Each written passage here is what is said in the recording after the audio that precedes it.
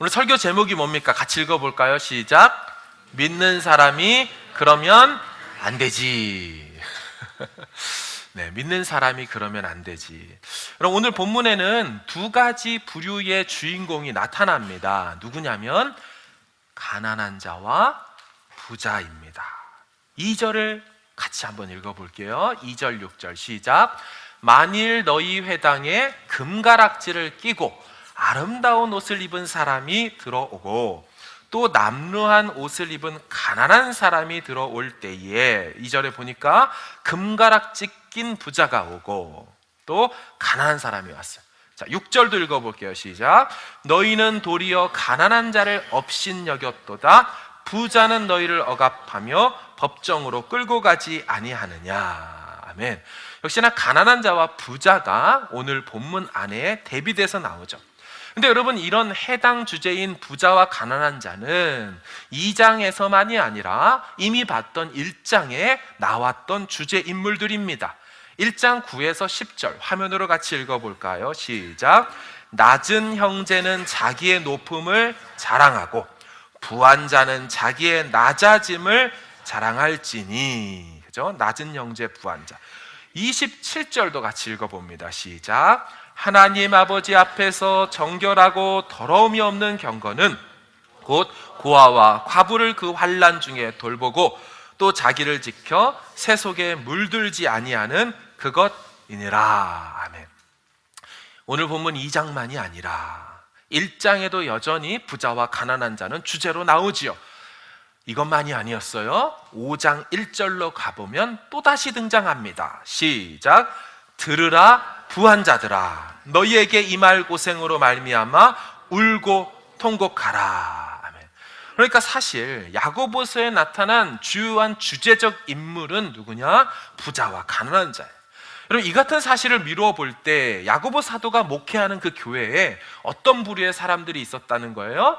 그렇죠. 돈 많은 사람, 그렇지 못한 사람이 있었어요. 그런 상황 속에 오늘 본문 2장이 시작될 때 이 문제에 대하여, 부자와 가난한 자가 같이 교회에 있으면서 발생하는 문제에 대하여 2장 1절에 야고보 사도는 중요한 명제적 지침을 주고 그것을 위하여 모든 것들을 뒤에 쫙 13절까지 설명합니다. 그것이 무엇일까요?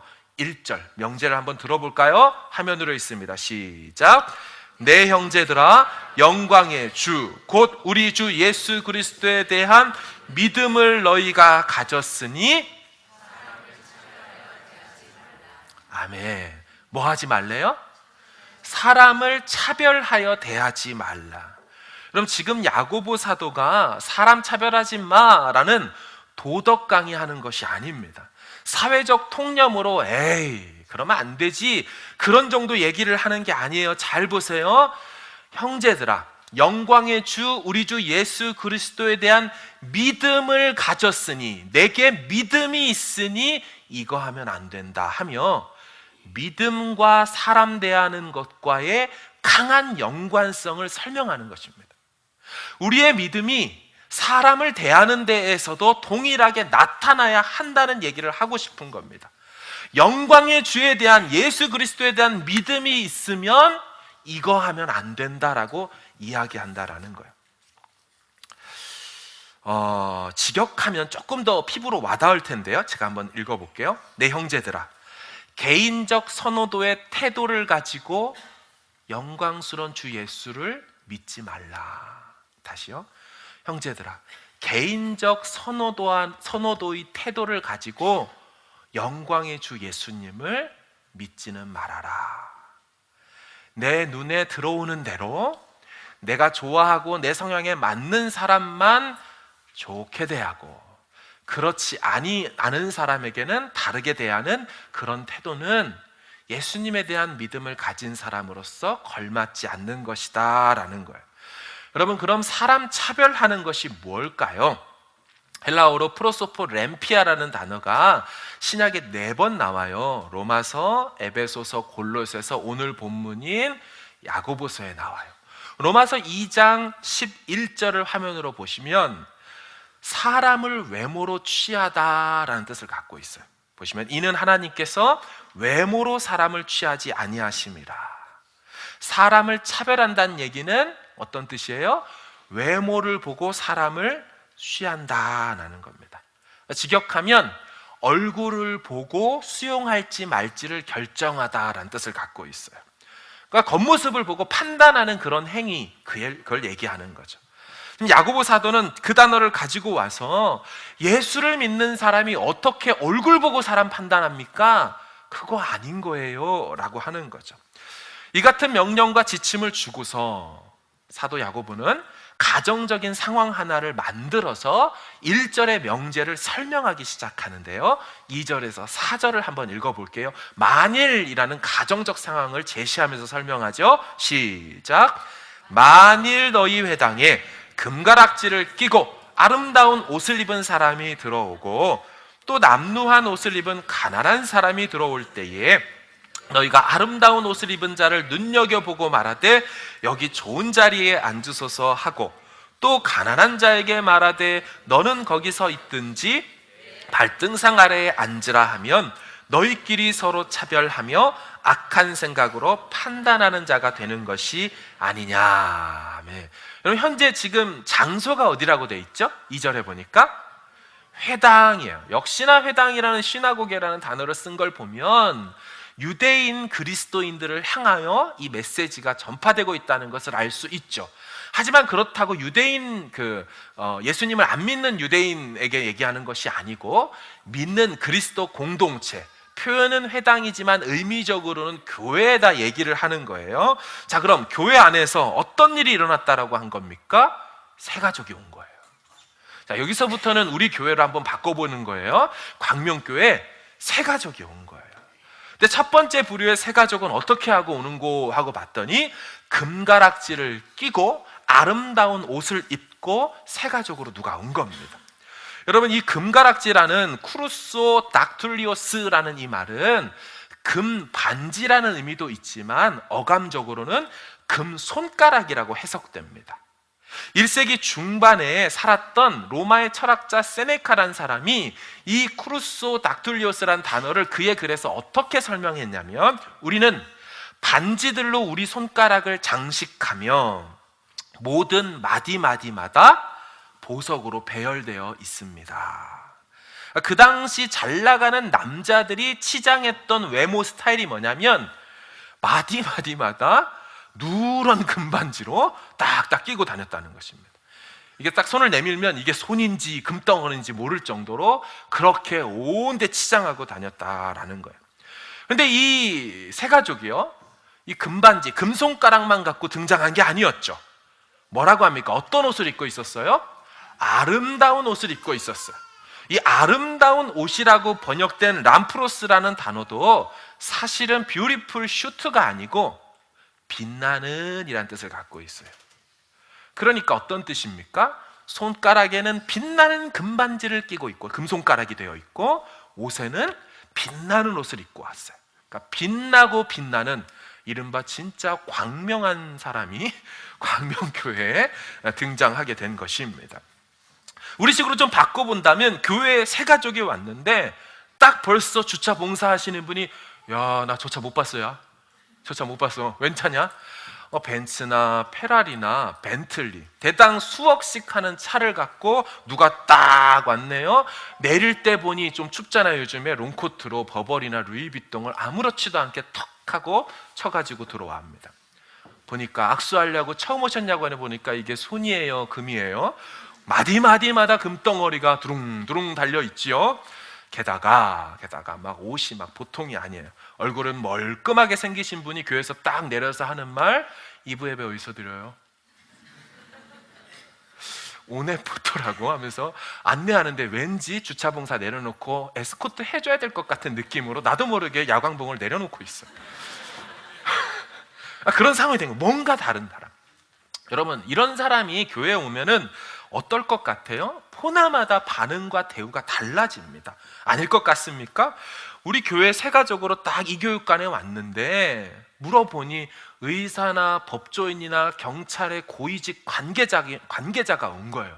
벌써 와, 그 세계는 어떤 세계지 하며 궁금한 게 막 생기는 거예요. 이런 거 먹여도 되나 하면서 괜히 나온 미역국이 초라해지는 거 있죠.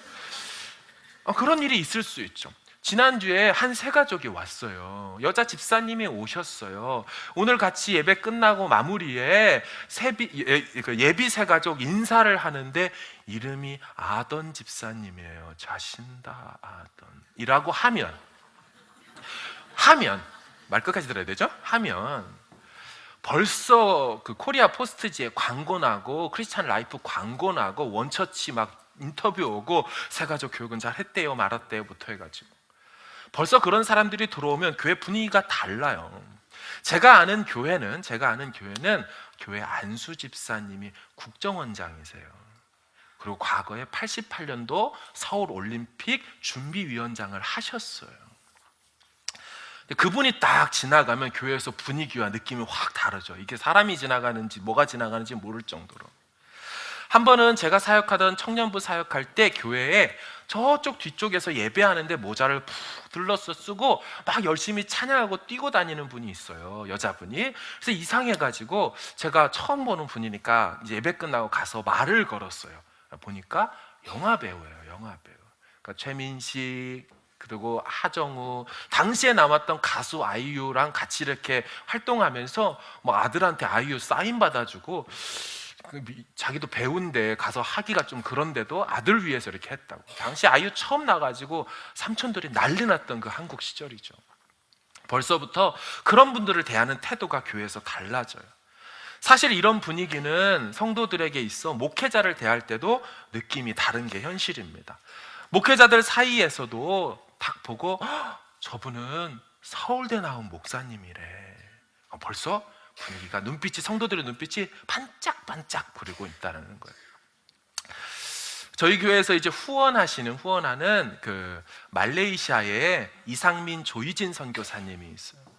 이제 이상민 선교사님은 카이스트를 나왔고 이제 미국에서 달라스에 있는 달라스 티올로지컬 세미너리라는 DTS 그 신학교에 들어가셨고, 그 사모님은 그곳에서 만났는데 사모님은 서울대 영문과를 나왔고 서울대 영문과 석사를 마치고 성경을 더 공부하고 싶어서 그냥 여자 청년이 DTS라는 목회자 가는 그 학교에 THM 4년 과정을 들어갈 때 모든 학생들 중에 미국, 영국 할 것 없이 다 오는 학생 중에 단 한 명에게만 4년짜리 전액장학금을 주는 걸 받으신 여자분이에요. 그러니까 그분이 청년부에서 딱 사역할 때 느낌이 서울대, 카이스트, 제가 옆에 서 있으면 누구세요? 한 목사님이 계셨어요. 형님한테 늘 열등감을 느꼈어요. 왜냐하면 아버지가 목사님인데 아들 둘이 다 목회자가 됐어요. 근데 형님은 서울대 나온 목회자고요, 본인은 지방대 출신의 목회자예요. 아버님이 노예 가면은 그렇게 아버님 친구 목사님들이 묻는데요. 그 서울대 나온 아들 목회자 잘 있냐고.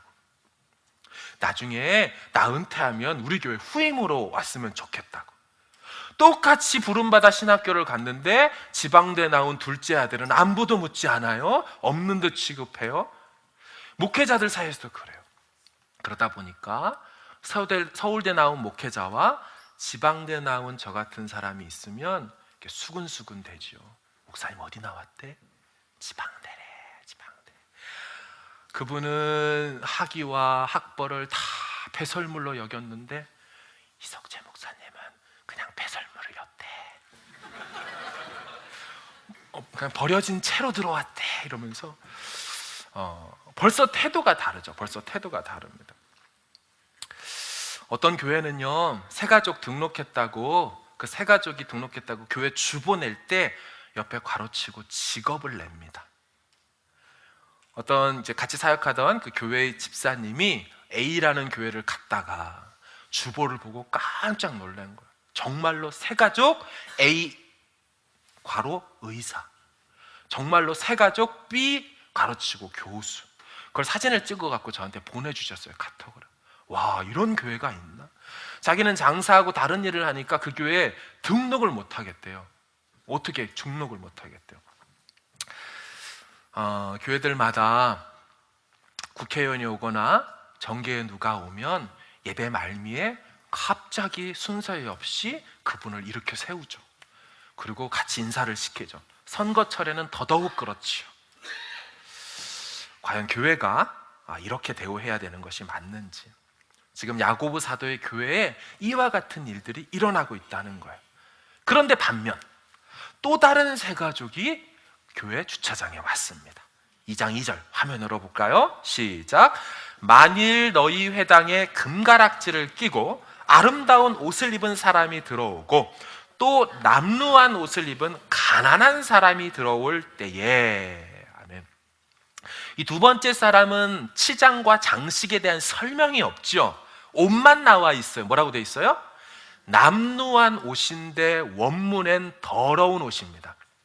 더럽다라는 걸 한국식으로 남루하다고 표현했지만 누구는 빛나는 옷을 입고 왔고 누구는 더러운 옷을 입고 왔어요. 한눈에 봐도 쪽방에 살 것 같은 사람이 온 거예요. 사람들 어떻게 반응할 것 같아요?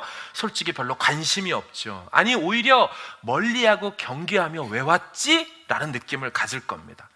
교회에 헌금도 좀 내고 영향력도 행사할 수 있는 사람은 사람들이 다 환대하고 여기 앉으소서 하면서 관심을 보이지만 헌금 내기는커녕 구제의 대상이 될 것 같은 사람이 오면 꺼려하고 조심조심하지요.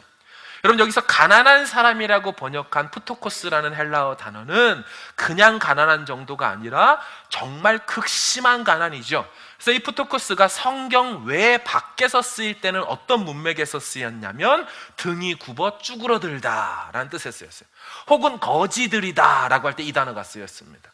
왜 우리도 한국말에 가난하다고 할 때도 어떻게 가난하다 그래요? 찢어지다 라는 표현을 쓰죠. 찢어지다. 그러니까 등이 굽다, 쭈그러들다. 이 단어가 그렇게 밖에서 쓰였어요. 교회에 그런 사람이 나타나면 환대하지 않습니다. 요즘 한국의 초등학교 아이들이 학교를 갈 때 부모님들이 앉혀놓고 교육을 시켜요. 어떻게 하냐면 얘들아 저 아파트에 사는 애들이랑은 놀면 안 돼 라고 해요. 제가 그 휴거라는 단어를 좀 검색을 했어요. 그랬더니 이게 휴거 알죠? 랩처라고 해가지고 예수님 오시면 데살로니가전서 4장에 구름으로 이제 들어 올려서 주님 만난다는 그 장면. 그 휴거라는 단어를 찾았더니 기사에 났더라고요. 신문에. 휴거란 휴먼시아에 사는 거지들의 준말이었어요. 휴먼시아가 뭐냐면 대한주택공사가 지은 옛날 주공아파트의 새 이름이 브랜드명이 휴먼시아예요. 휴먼시아라는 이 임대주택에 사는 애들이랑 놀지마 해서요 길 하나 두고 이쪽 사는 애들이 놀이터를 이쪽 아파트 뜰 한 채나 푸르지오나 못 넘어오게 합니다. 너희들도 넘어가지 말라고 교육을 시키죠. 지금 야고보 사도 교회의 가정의 상황이지만 충분히 그럴 법한 일로서 두 종류의 새 가족이 등장한 거예요. 자, 사람들의 그런 반응이 어떠하다고 합니까? 3절 화면으로 읽어볼게요. 시작. 너희가 아름다운 옷을 입은 자를 눈여겨보고 말하되 여기 좋은 자리에 앉으소서 하고. 참 빛이 나게 오니까 어떻게 본대요?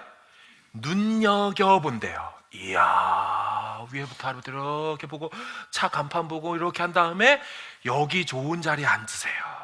자, 가난한 자에게는 어떻게 할까요? 기가 막힌 표현입니다. 3절 시작.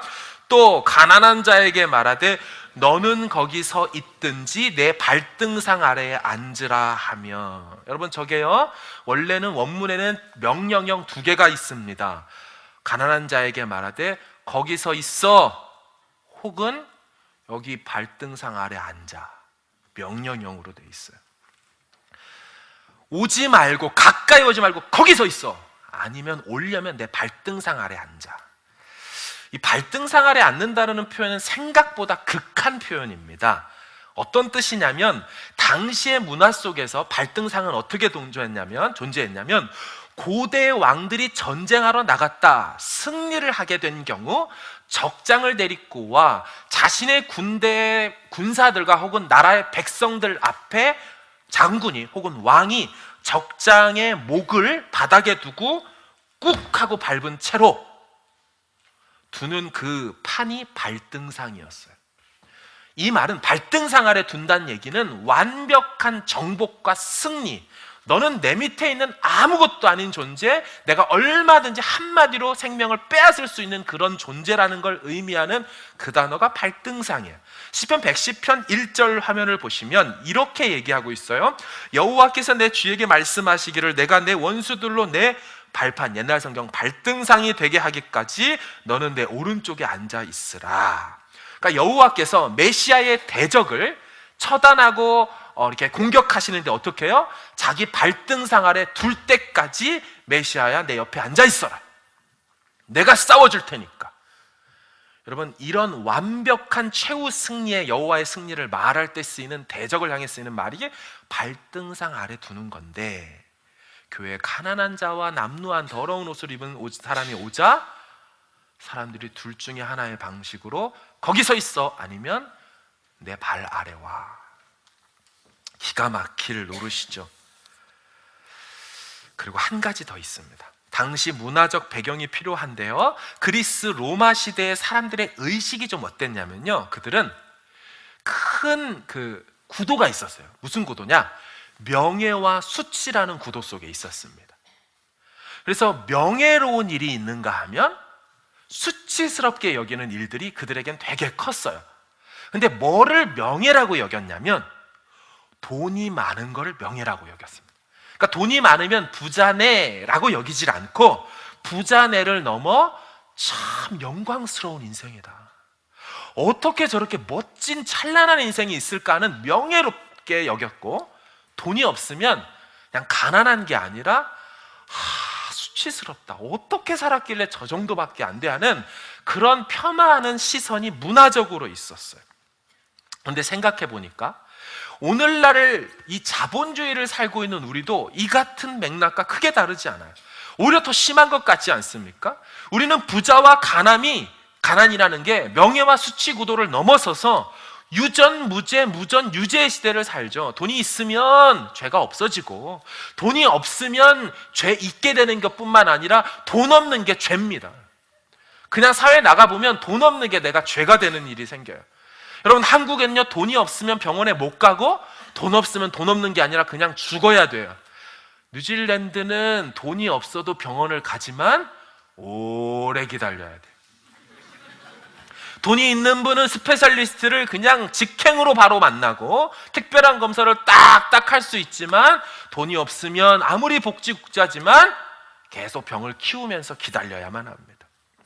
돈이 없기에 경제적으로 가난한 정도가 아니라 대한민국은 신분이 결정되고 운명이 결정된다고 하죠. 입에 금수저를 물고 태어난 아이들이 있는가 하면 흙수저를 물고 태어나는 아이들도 있다 말하는 이 사회가 어쩌면 야고보가 살아가고 있는 그 시대보다 더 안타까운 현실을 맞이하고 있는지도 모릅니다. 그런데 문제가 뭐라고요? 1절에서 말했어요. 내 형제들아, 영광의 주 우리 주 예수 그리스도에 대한 믿음을 가졌으니 사람을 차별하면 안 된다. 믿음이 있는 사람이 교회에서 사람을 차별하는 것은 아니 된다라는 거예요. 게다가 4절을 좀 화면으로 볼까요? 같이 읽습니다. 시작. 너희끼리 서로 차별하며 악한 생각으로 판단하는 자가 되는 것이 아니냐. 아멘. 여러분, 사람을 차별하는 건 선호도의 문제가 아니고 뭐라 그래요? 악한 생각이라 그래요.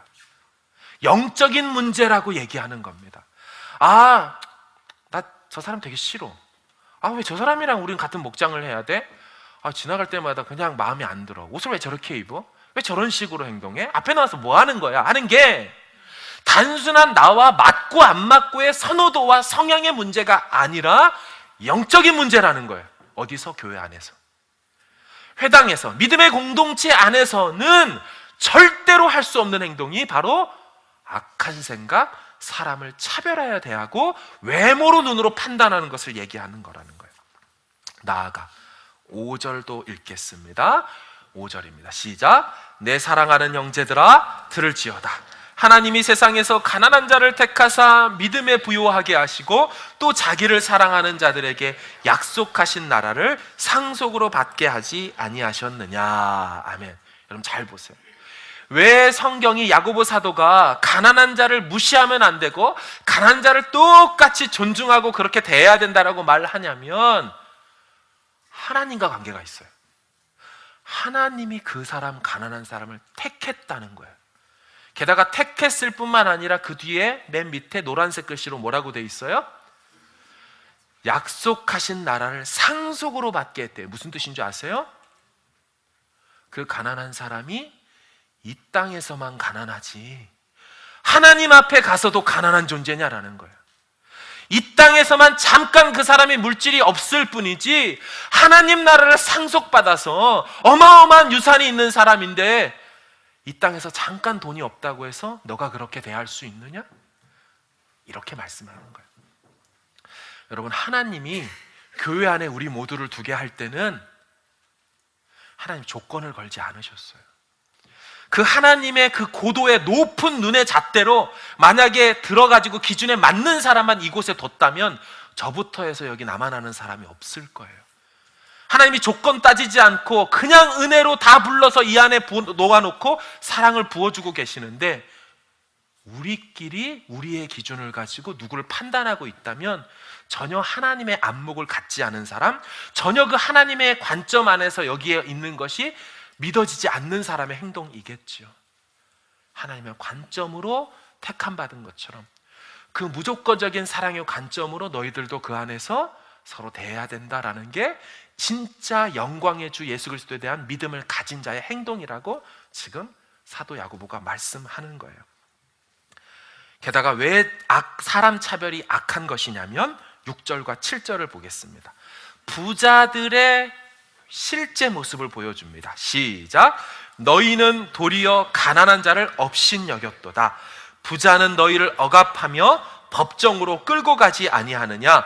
그들은 너희에게 대하여 일컫는 바 그 아름다운 이름을 비방하지 아니하느냐. 아멘. 여러분 잘 보세요. 공동번역에 뭐라고 되어 있냐면, 화면 보여주시면, 여러분을 압박하는 자들은 바로 부자가 아닙니까? 또 여러분을 법정으로 끌고 가는 자들도 그들이 아닙니까? 보십시오. 정작 돈 있는 자들이라는 것들이 하는 행동을 보십시오. 잘 보세요. 되게 웃기죠. 교회 안에 있는 사람들을 끌고 가고 핍박하고는 사람들이 돈 있는 부자들이었는데, 성도들은 그것도 모르고 영향력 있다라고 판단되어 그 사람 앞에 줄을 서고 있는 것입니다. 더 안타까운 게 뭔지 아세요? 7절에 보시면 이 부자들은 심지어 믿음까지 없는 불신자였습니다. 7절 보세요. 그들은 너희에게 대하여 일컫는 바 그 아름다운 이름을 뭐 하지 아니하느냐? 비방하지 않으냐. 여러분, 이 비방이 단순한 비난이 아닙니다. 블라스페메오라는 헬라어 단어인데, 이 단어에서 신성 모독하다라는 블레스핌이라는 단어가 나왔어요. 그러니까 단순히 비방한 게 아니라 앞에 뭐를 비방한대요? 또 그 아름다운 이름이 누구의 이름이에요? 예수 이름이에요. 예수님의 이름에 대하여 부자들이 뭐해요? 교회 와서 비난하는데, 밖에 나가서 예수 이름을 모독하고 신성 모독하는데 교회 안에서 뭐 하는 거예요? 그 아름다운 옷을 입고 왔다고, 돈 좀 있어 보인다고, 손가락에 번쩍번쩍 한다고 그 앞에서 여기 좋은 자리에 앉아서 하는 말도 안 되는 일들이 야고보의 교회 가운데 일어나고 있다는 거예요.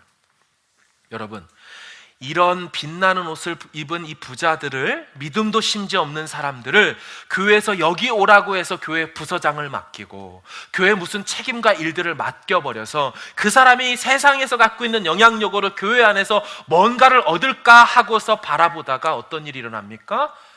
그래서 문제가 터지는 거예요. 교회는 큰 곤욕을 바로 그 사람 때문에 겪게 되는 것이지요.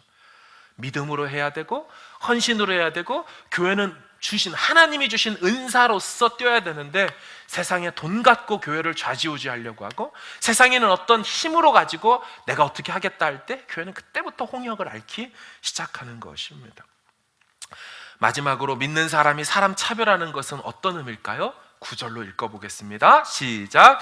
만일 너희가 사람을 차별하여 대하면 죄를 짓는 것이니 율법이 너희를 범법자로 정죄하리라. 여러분, 사람을 차별하는 건 믿는 사람과 걸맞지 않는다고 얘기하는 것뿐만 아니라, 사람을 차별하는 거 아까 뭐라 그랬어요? 악한 생각이라고 얘기했고, 저 본문에서는 또 뭐라 그래요? 사람 차별하는 건 죄 짓는 것, 악한 행동, 범법이라고 말하는 거예요.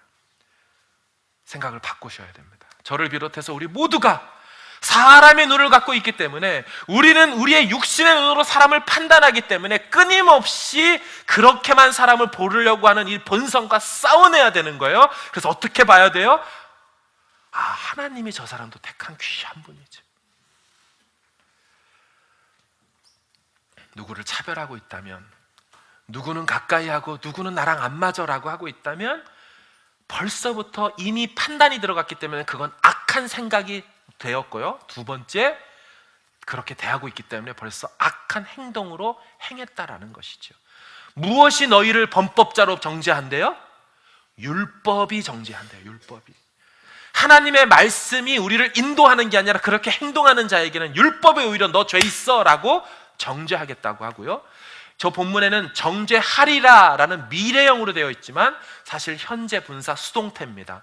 현재 분사 수동태란 얘기는 이런 어감을 갖고 있어요. 그러니까 너가 사람을 차별하고 있다면 너는 율법에 의해 계속적으로 너는 그 행동을 할 때마다 정죄당하고 있도다 라는 거예요.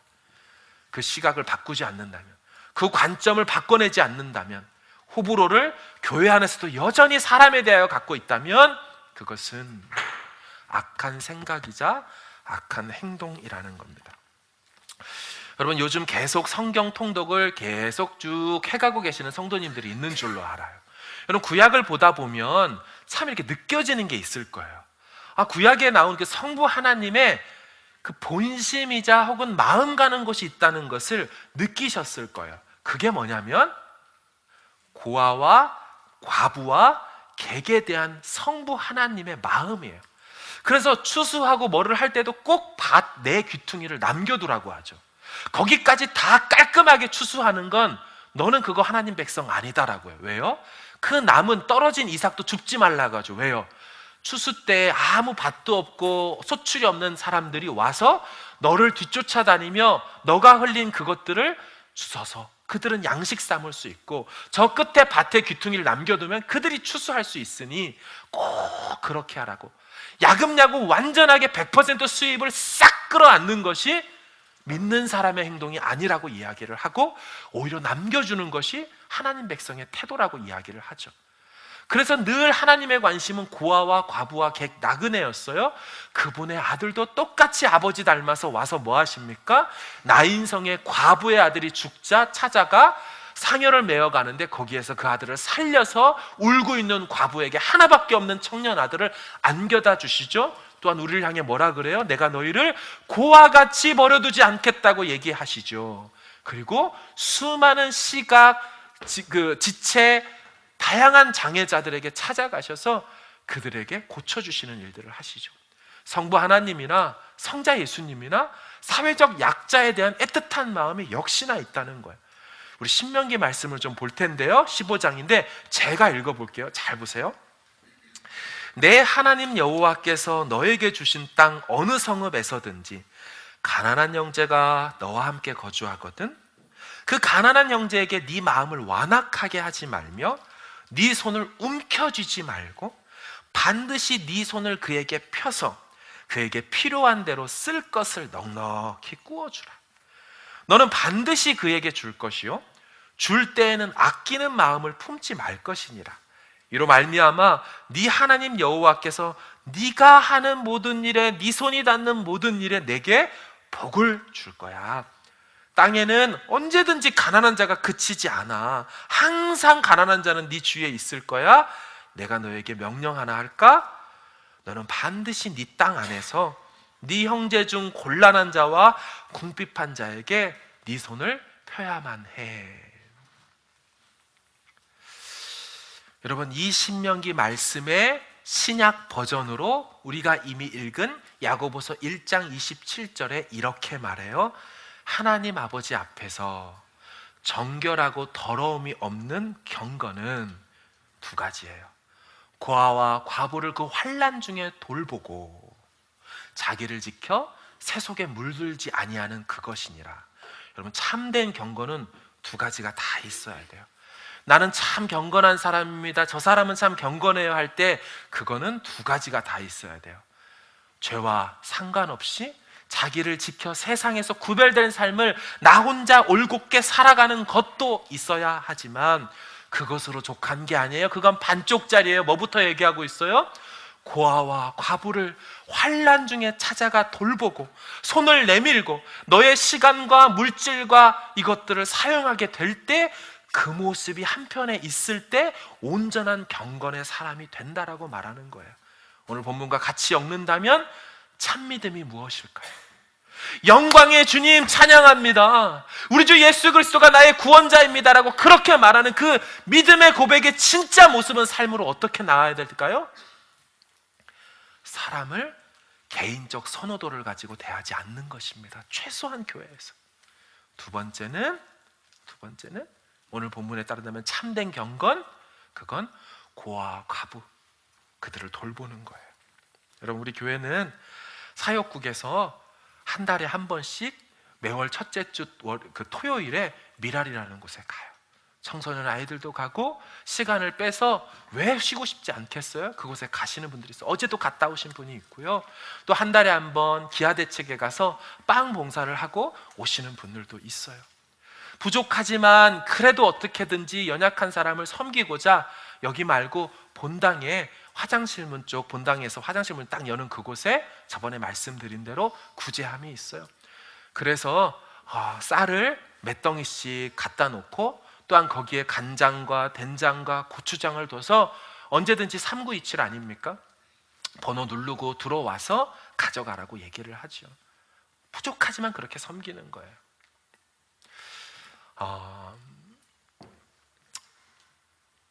한 분이 계셨는데 그분이 사정이 좀 생겨가지고 차를 좀 팔게 되셨다고 얘기를 들었어요.